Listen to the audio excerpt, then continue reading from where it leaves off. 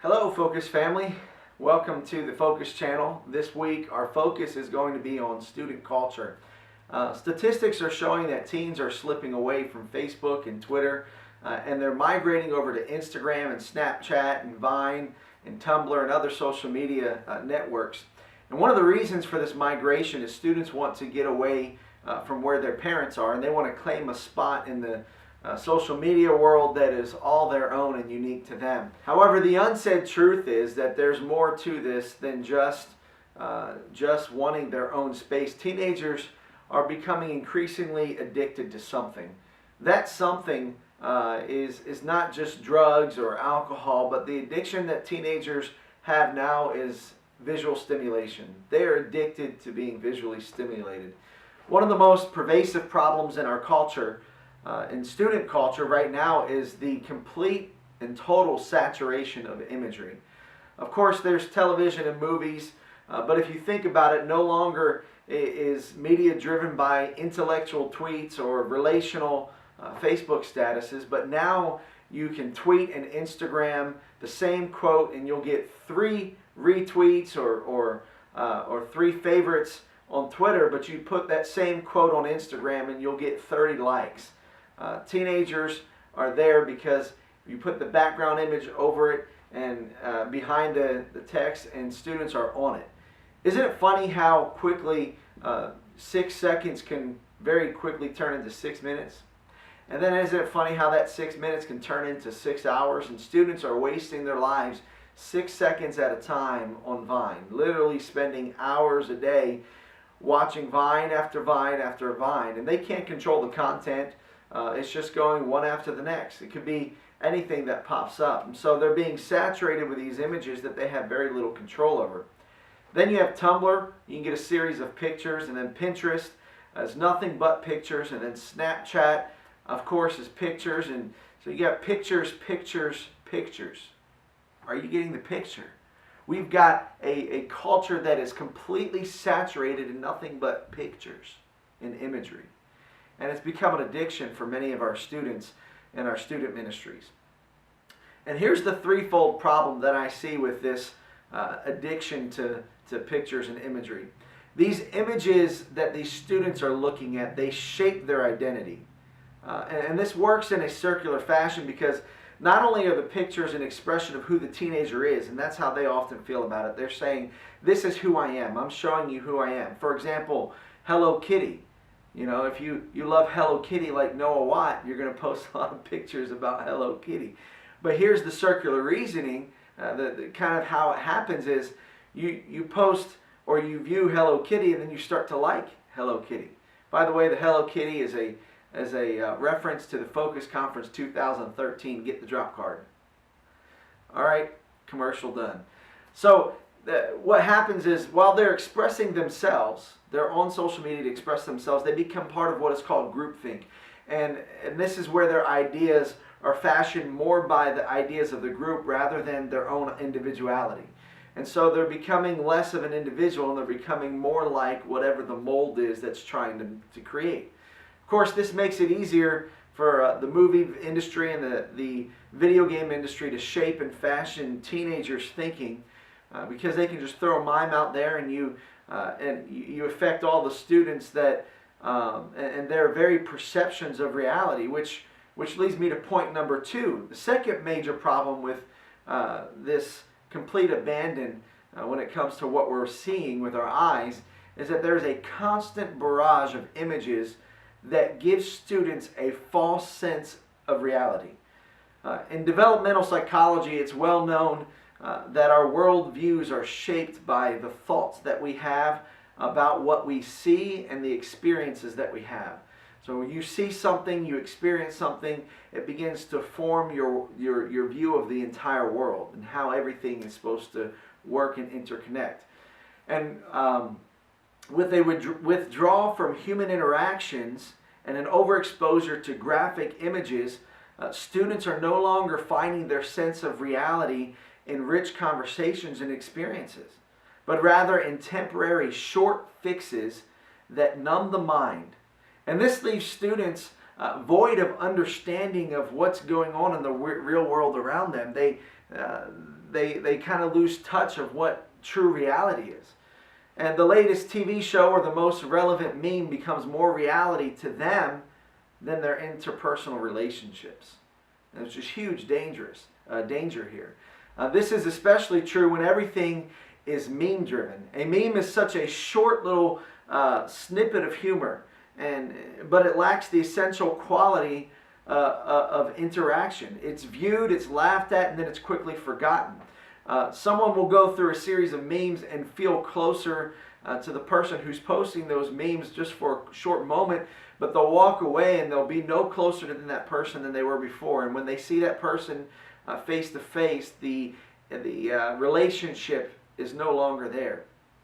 They see images of supermodels and Photoshop people and get this idea that these things are reality, which serves only to make them more insecure about who they are, about themselves, because they realize that they can't measure up to what a computer-driven image has created for them. The third problem that I see with this addiction to visual stimulation is that an image-driven society deviates further from personal interaction and leaves students with shallow relationships. Facebook and Twitter somehow hold on to the concept of interactions and relationships, at least to some degree, but an image-driven social media culture requires less personal interactions and real communication, and rather relies on pure imagery, which is all under the interpretation of the one who's viewing it. I've counseled students who have constantly send each other snaps and kick messages, and these students come to me feeling alone, feeling like they have no friends, even though they have hundreds of followers and friends on Facebook.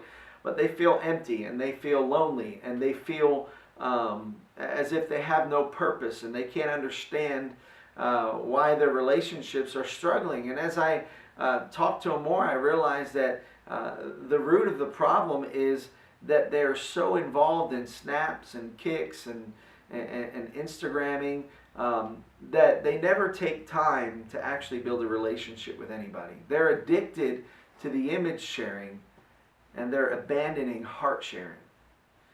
This is translating into every relationship that they have.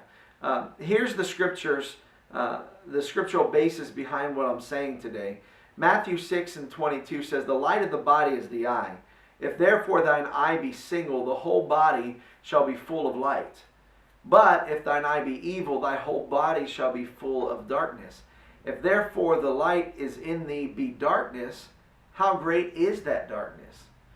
If your students wonder why they struggle with lust or relationship problems, depression, and anxiety, tell them to ask themselves, what am I watching that's hurting me? And what I'm watching, is it helping me or is it hurting me? You see, have you ever noticed how images are burned in your mind forever? Every image is stored to either help us or to hurt us.